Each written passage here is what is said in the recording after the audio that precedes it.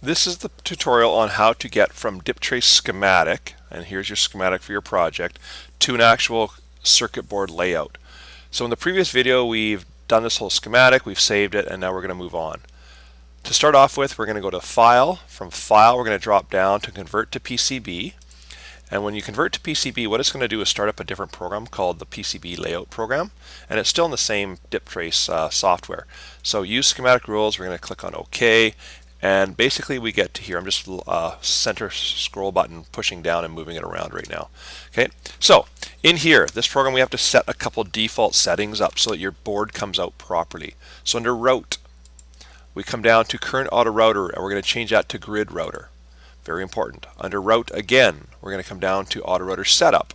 Under Auto Router Setup, use all layers we're going to uncheck, and we're going to remove the layers, or take the layers down to one layer. We are doing a simple circuit board, nothing complicated like cell phones or computers and that. And we'll click on OK.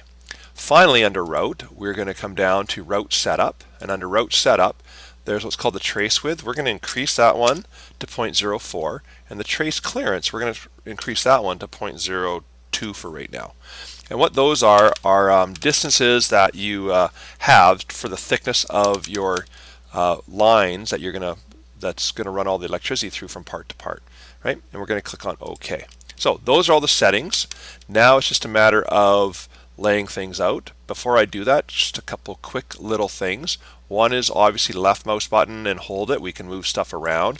We can, once it's highlighted, we can space bar it, right? And the other thing is when I go over top of things, you can see that that one there, if I hold long enough, it'll tell me that it's VCC there. Let me go back over that once more.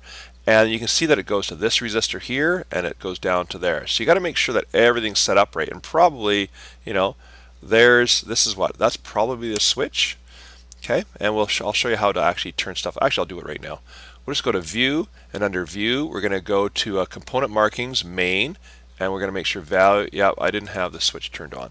Okay, and that's the LED and stuff like that. So, anyways, we'll stop here, and we'll reconvene on the next tutorial on how to actually make your circuit board layout.